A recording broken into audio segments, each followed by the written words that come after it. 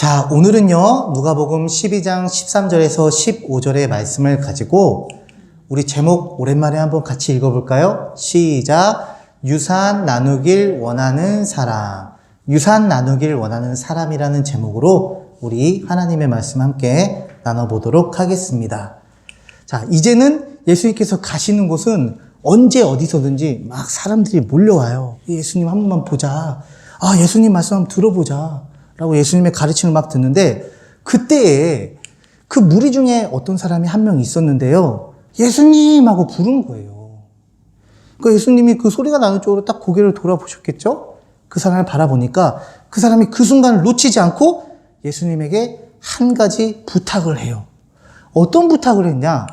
한번 읽어보겠습니다. 시작. 선생님, 내 형을 명하여 유산을 나와 나누게 하소서. 쉽게 말해서 부모님이 그 자식들한테 유산을 물려줬는데, 예수님, 우리 형을 좀 명해가지고요. 형한테 좀 명령을 좀 해가지고요.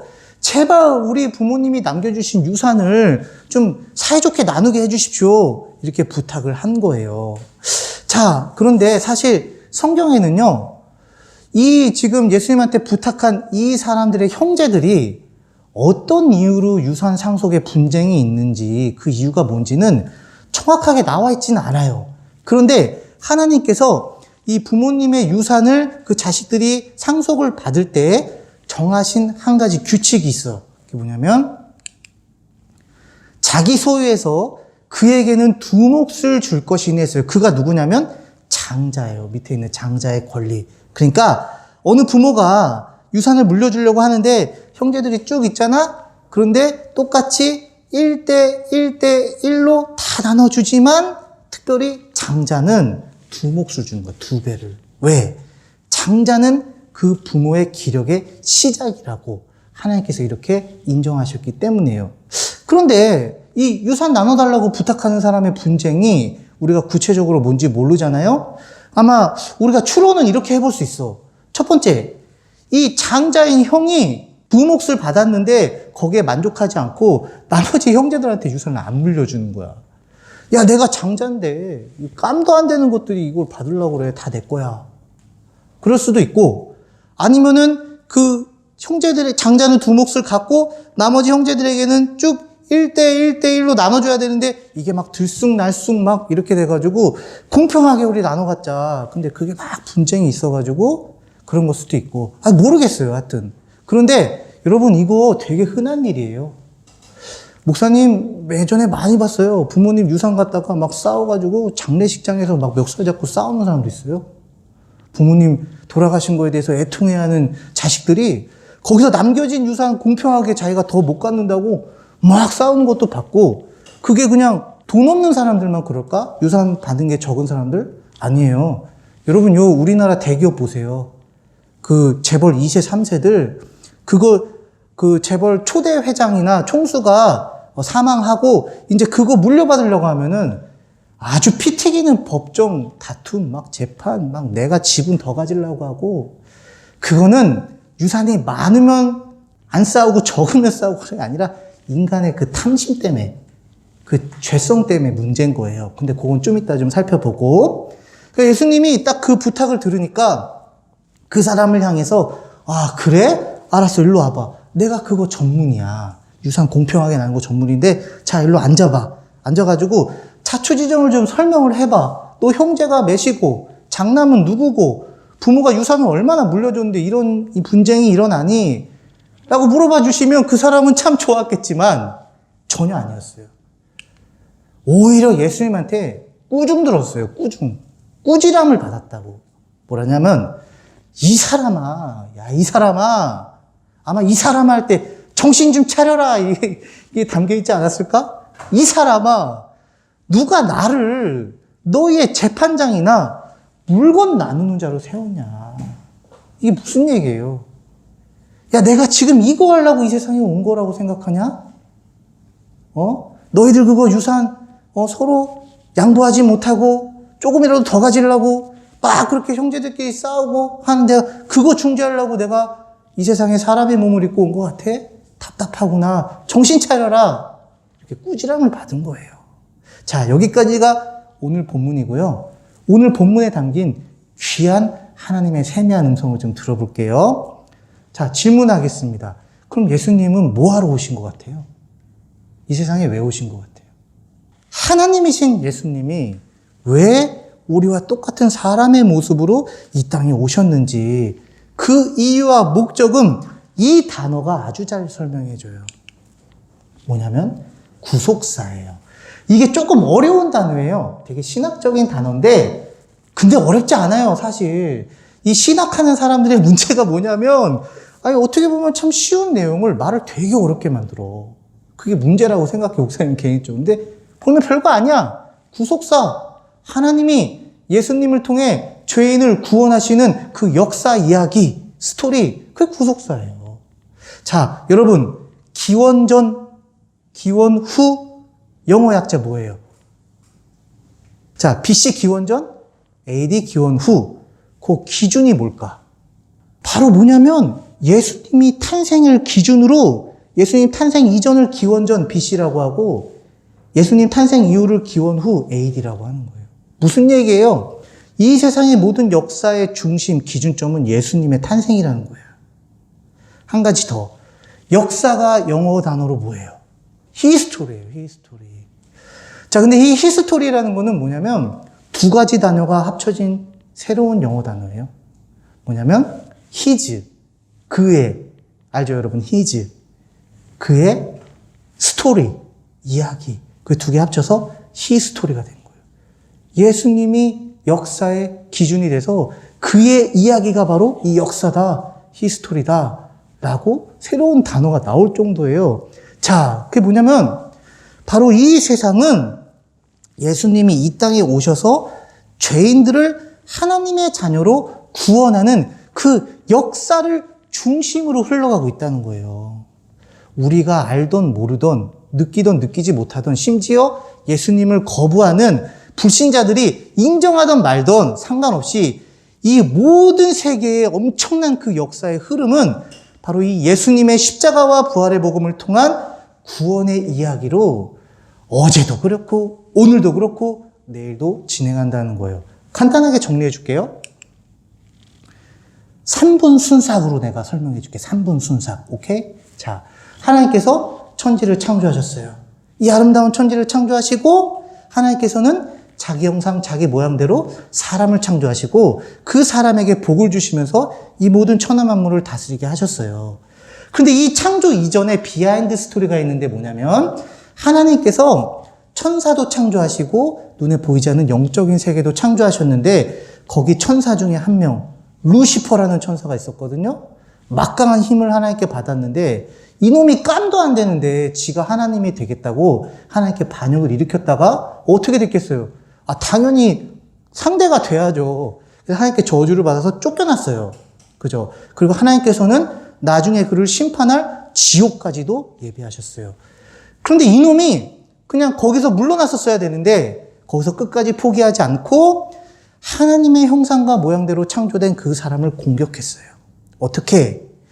하나님의 말씀을 어기고 죄를 저지르게 함으로써 죄로 타락시켰어요. 여러분들 잘 아시다시피 하나님이 동산 중앙에 있는 먹지 말라는 그 선악과를 뱀의 혀를 통해서 유혹을 해가지고 야, 그거 왜 하나님이 먹지 말라고 그러는지 알아? 니네 그거 먹으면 하나님같이 될까봐 걱정돼서 겁나서 그러셔. 거기에 깜빡 속아가지고 아담과 하와가 선악과를 먹고 죄인으로 타락하게 됐어요. 하나님의 형상과 모양으로 창조된 모습은 온데간데 없고 죄로 완전히 파괴된 거예요. 그 죄의 노예가 되어서 쉽게 말해서 사탄한테 머리끄댕이를 딱 잡히게 된 거예요. 그런데 우리 하나님께서는 은혜와 긍휼이 풍성하신 하나님, 내 형상과 내 모양대로 창조된 사람 절대 포기 못해. 그래가지고 예수님께서 우리를 구원하시기 위해서 우리와 똑같은 사람의 모습으로 오신 거야. 그래서 우리가 마땅히 받아야 될 그 죄의 심판을 십자가에 매달리셔서 친히 못 박히심으로 그 시간 동안 우리가 받아야 될 그 지옥의 형벌을 다 받아주셨어. 그래서 우리는 예수님을 믿기만 하면은 그 죄를, 형벌을 다 용서받아. 그거를 죄사함이라고 그래요. 거기서 끝나는 게 아니라 예수님은 죄로 타락한 우리의 모습, 이 육체의 모습, 죄로 인해서 죽을 수밖에 없잖아. 흙으로 돌아가잖아. 그게 아니라 이제는 영원히 죽지 않을 하늘에 속한 아름다운 형상, 예수님의 그 아름다운 모습과 같이 우리에게 새로운 부활의 육체를 주시기 위해서 3일 만에 부활하셨어. 그래서 누구든지 자기 죄를 회개하고, 그러니까 하나님, 나는 지옥에 가야 마땅할 죄가 제 안에 가득한 그런 죄인입니다 라고 고백을 하고, 그러나 그럼에도 불구하고 예수님이 내 죄를 위해서 십자가를 지시고 나에게 영원한 생명 주시기 위해서 부활하셨습니다 라는 걸 믿고 고백하고 예수님을 주인으로 영접하면 그 사람은 구원받아요. 죄인에서 하나님의 자녀로 다시 태어나. 이게 구속사의 핵심이야. 근데 여기서 끝나냐? 아니야. 그 구속사를 통해서 저와 여러분들 지금 구원을 받았죠? 그 하나님은 계속해서 구원받은 그 백성들을 통해서 계속해서 이 구원의 복음을 전파하고 구원의 역사를 진행해 나가고 계세요. 그래서 여러분들의 인생을 사용하시고 여러분들의 영혼을 사용하셔가지고 이 놀라운 일을 하고 있다고. 근데 그게 언젠가는 끝이 있어. 그걸 심판이라고 해요. 이 세상은 영원하지 않아요. 하나님이 정하신 그 구원의 역사가 끝나는 그날 구원받은 우리는 완성된 하나님 나라로 가서 영생을 누려요. 천국 간다고 하죠? 그게 완성이에요. 그러나 이 죄의 문제를 해결하지 못한, 예수님을 거부한 그 죄인들은 심판을 받아서 지옥에서 영벌을 받게 돼요. 이게 구속사예요. 구속사. 구원의 역사. 그런데 아까 유산 상속을 부탁했던 그 사람은 예수님의 이 구원의 역사를 전혀 모르고 예수님을 이렇게 오해한 거야. 알라딘의 램프로 본 거야. 자기 소원 있으면 저거 쓱싹쓱싹 해가지고 램프의 요정 나오면 아, 저 부자 되게 해주세요. 아, 저 뭐 되게 해주세요. 유명한 아이돌 되게 해주세요. 아니면 정말 예쁜 여자친구 막 한 트럭 갖다 주세요. 예수님을 그런 알라딘의 램프의 요정같이 본 거야. 그러니까 기껏 예수님한테 가서 한다는 소리가 아, 내가 유산 더 많이 가져야 되는데 좀 이거 좀 내 편이 좀 대주셔가지고요. 좀 저 사람들 좀 혼내주고 그 재산 좀 제가 많이 갖게 해주세요. 이런 소리나 하는 거야. 여러분들은 어때요? 여러분들에게 예수님은 어떤 존재예요? 그냥 단순히 여러분들 좋은 대학 가게 해주세요. 나중에 좋은 대학 나와서 좋은 대기업 취직하게 해주세요. 뭐 결혼 좋은 사람 만나게 해서 잘하게 해주세요. 돈 많이 벌게 해주세요. 아, 물론 나쁜 건 아니에요. 그게 그 자체가 악한 건 아닌데 그냥 예수님이 그것만 도와주는 그런 수준으로 여러분의 인생에 남으면 예수님은 여러분들에게 구원의 역사를 통해서 하나님 나라에서 여러분들을 정말 빛나는 별과 같이 세워주시는 그런 존재가 아니라 그냥 고작 이 세상에서 잘 먹고 잘 살게 해주는 알라딘의 램프의 요정처럼 생각하는 거야. 예수님을 그렇게 믿으면 안 돼요. 천하의 불쌍한 인생이에요. 여러분들에게는 예수님이 하나님 나라의 영광스러운 구원의 그 일을 완성하시는데 나를 사용해 주시는 구원의 하나님이신 걸 여러분들 잊지 마시길 축복합니다. 그런데 그 사람이 왜 예수님을 이런 알라딘의 램프의 요정같이 여겼을까? 그 사람 눈에는 이 콩깍지가 씌워져서 그래. 여기에 눈이 멀어서 그래. 뭐냐면 삼가 모든 탐심을 물리쳐라. 그 사람은 지금 탐심의 그 영혼이 온갖 정신이 팔려있기 때문에 예수님의 그 구원의 아름다운 스토리를 보지를 못해. 탐심의 눈이 어두워서 그래. 자, 읽어보겠습니다. 시작. 그러므로 땅에 있는 지체를 죽이라. 곧 음란과 부정과 사욕과 악한 정욕과 탐심이니 탐심은 우상 숭배니라. 자기가 가진 거에 만족하지 못하고 더 가져야 돼. 이 사람이 가진 거 보면은 내가 아주 그냥 배가 아파서 안 되겠어. 뺏어가지고 내가 가져야 돼. 그러한 탐심에 빠져 있으니까 예수님이 예수님답게 보이지가 않는 거야. 구원의 주로 안 보이는 거야. 그냥 내가 원하는 거 이루어줘야 되는 그런 알라딘의 램프의 요정과 같은 우상처럼 보이는 거야. 이 사람은 지금 탐심에 빠져 있어서 그래, 탐심. 결론입니다. 그럼 우리 마음이 탐심에 사로잡혀서 예수님을 우상처럼 숭배하지 않으려면 어떻게 해야 될까? 예수님이 그거 예방책도 주셨어요. 뭐냐면 사람의 생명이 그 소유에 넉넉한 데 있지 않다라는 것을 너희들 반드시 명심하고 이 한 세상 살아가라. 예방주사를 꽉 놔주셨어.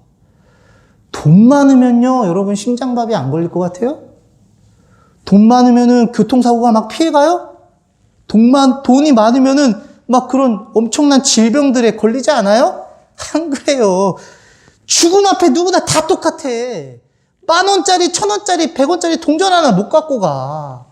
아무 상관없어. 그 사람 생명하고 돈 많은 거하고는. 물론 자기 오래 살고 싶어가지고 그 많은 돈 써가지고 웰빙 음식 먹고 뭐 건강관리 받고 하겠지. 그러다 세 발의 피야. 도토리 키재기야. 목숨을 한 치라도 올리지를 못해. 왜? 이 생명의 소유의 넉넉함의 주권은 누구에게 있냐? 하나님한테 있어요. 하나님이 그 사람 생명 오늘 딱 걷어가시면 그냥 끝나는 거야. 10,000원짜리, 50,000원짜리 이만큼 쌓아놓고 이제 막 써야겠다라고 한짝 꺼내기 전에 하나님이 너 생명 끝났어 일로 와 하면은 한 장도 못 쓰고 그냥 가는 거야. 우리가 이걸 알아야 돼. 이거를. 그래야 이 세상에 사는 게 돈이 전부가 아니구나. 돈이 없으면 약간 불편한 건 사실이지. 그러나 돈이 나에게 영원한 행복을 주지 않는구나. 내가 공부하는 목적, 살아가는 목적, 돈 많이 벌려고 사는 거는 참 어리석은 거구나.